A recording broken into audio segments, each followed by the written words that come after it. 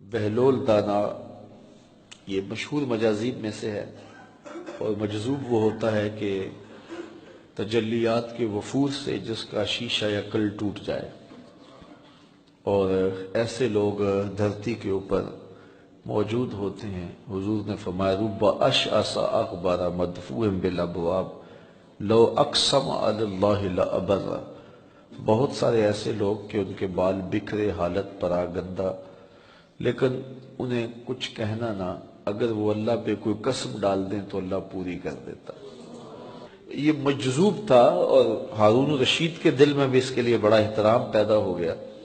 ایک دن بادشاہ محل کی چھت پر ٹہل رہا تھا کہ بہلول گزرا دجلہ کے کنارے سے، تو بادشاہ کے دل میں آیا کہ اس سے ملا جائے، تو اس نے خادموں کو کہا کہ بہلول کو اوپر حاضر کیا جائے۔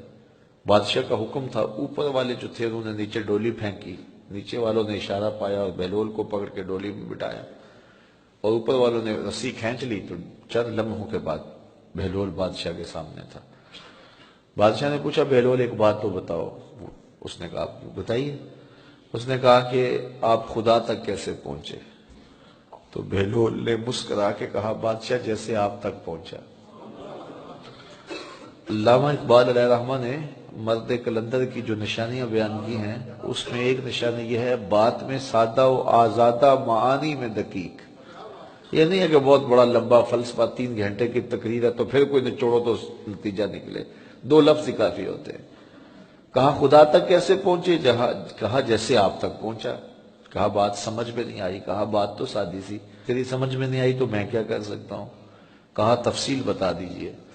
کہا حضرت اگر میں خود آنا چاہتا تو پہلے دیوان خانے میں جاتا، وہاں درخواست دیتا، پھر کئی واسطوں سے ہوتے آپ تک پہنچتی، پھر آپ کی مرضی ہوتی تو ملاقات کا وقت دے دیتے، 3 ماہ کا دیتے، 6 ماہ کا دیتے، سال کا دیتے، پھر وہ وقت آتا جو آپ نے وقت دیا ہوتا، آپ کا کوئی بیرونی وفد آ جاتا تو مجھ فقیر کو آپ نے کیا اہمیت دینی تھی؟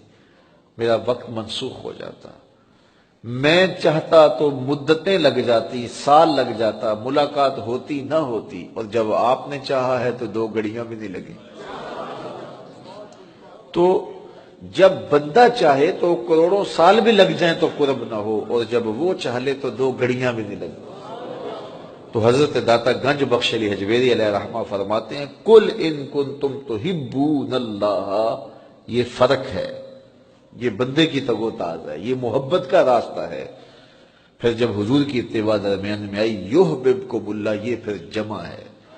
تو بندہ خود ساری زندگی لگا رہے، منزل نہیں ملتی، جب وہ چاہے تو 2 گھڑیاں بھی نہیں لگتی۔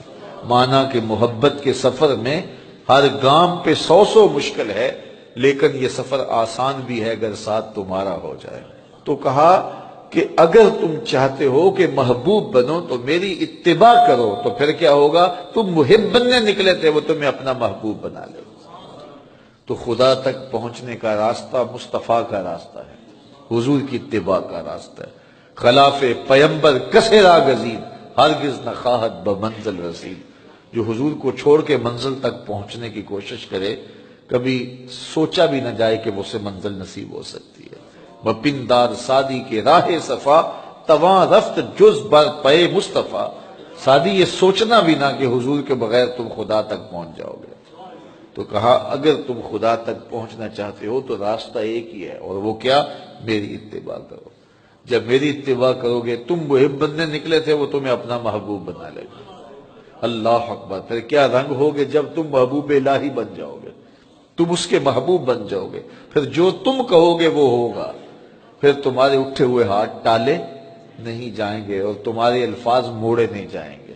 تو کچھ کہو گے تو دیکھے۔ تو کہا یہ کیسے نصیب ہوگا؟ اتباع رسول سے نصیب ہوگا۔ تو حضور کی اتباع یہ بڑی مقدم چیز ہے۔ آج ہم محبتوں کے بہت روپ اختیار کرتے ہیں، لیکن اتباع کے باب میں کمزور ہو جاتے ہیں۔ بہت محبتوں کے روپ ہیں، اظہار عقیدت کے بڑے رنگ ہیں، لیکن حضور سے عقیدت کا سب سے بڑا رنگ یہ ہے کہ حضور کی اتباع کی جائے، اور اگر اتباع رسول ہی مفقود ہے تو پھر محبت کا دعویٰ ناقص ہوگا۔